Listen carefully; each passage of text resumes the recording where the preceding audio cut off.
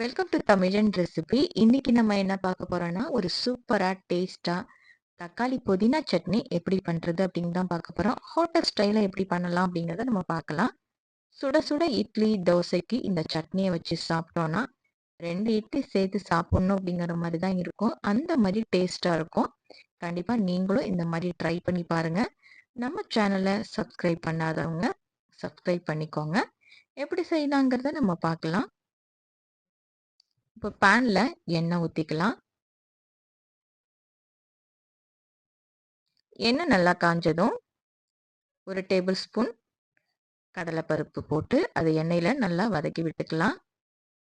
இது கூட 1 table spoon வெள்ளை உளுந்து போட்டு அதையும் நல்லா எண்ணெயில வதக்கிட்டு, சின்ன வெங்காயம் ஒரு 15, பச்சை மிளகாய் 1, பட்டை மிளகாய் ஒரு 3 அதையும் போட்டு இந்த எண்ணெயில வதக்கி விட்டுக்கலாம். காரம் வேணும் அப்படின்னா கொஞ்சம் எக்ஸ்ட்ரா கூட நீங்க பட்டை மிளகாய், பச்சை மிளகாய் கூட நீங்க போட்டுக்கலாம். இப்போ நல்லா வதக்கின பிறகு பூண்டு ஒரு 4, இஞ்சி ஒரு 2 துண்டு போட்டு அதையும் நல்லா வதக்கி விட்டுக்கலாம். இந்த சட்னி செய்யறதுக்கு சின்ன வெங்காயம்லாம் நம்ம யூஸ் பண்ணோம்னா ரொம்பவே டேஸ்ட் கொடுக்கும். இப்போ தக்காளி ஒரு 3 தக்காளியும் உப்பும் போட்டு அதையும் நம்ம நல்லா வதக்கி விட்டுக்கலாம். அதிகமாக நம்ம சின்ன வெங்காயம் நம்ம சமையலுக்கு நம்ம யூஸ் பண்ணோம்னா நல்லா டேஸ்ட் கொடுக்கும். சின்ன வெங்காயம் பெரிய வெங்காயத்தை விட சின்ன வெங்காயம் நல்லா டேஸ்ட் கொடுக்கும். இப்போ இது எல்லாத்தையும் நம்ம நல்லா வதக்கின பிறகு புதினா 1 கப்பு, கொஞ்சம் கொத்தமல்லி. இப்போ இந்த கொத்தமல்லி இலை, புதினா இலை போட்டு இதை வந்து நம்ம நல்லா வதக்கிக்கலாம். இந்த புதினா இலை, கொத்தமல்லி இலை நம்ம டெய்லியுமே உணவுல சேர்த்துக்கிறது ரொம்பவே ஆரோக்கியமானது. உடம்புக்கு ரொம்ப புத்துணர்ச்சி கொடுக்கும். ரத்தத்தை சுத்திகரிக்கிறதுக்கு ரொம்பவே இந்த புதினா, கொத்தமல்லிலாம் ரொம்பவே யூஸ்ஃபுல்லா இருக்கு.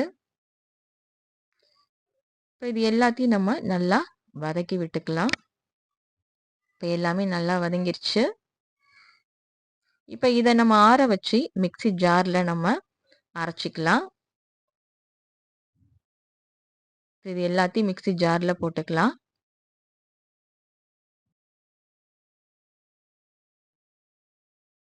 தண்ணி கொஞ்சம் ஊற்றி இதை நம்ம தனியாக அரைச்சிக்கலாம். இந்த சட்னி அடிக்கடி நம்ம யூஸ் பண்ணோம்னா ரொம்பவே எல்லாருமே விரும்பி சாப்பிடுவாங்க. இந்த மாதிரி நம்ம செய்யும் போது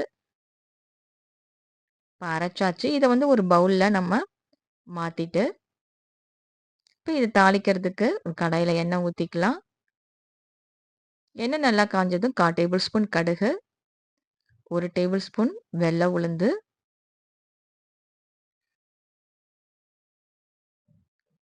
பட்டை மிளகாய், குண்டு மிளகாய் அது ஒரு 3, கருவேப்பிலை கொஞ்சம் போட்டுக்கலாம். இப்போ இதை நம்ம இந்த சட்னி கூட நம்ம ஊற்றிக்கலாம்.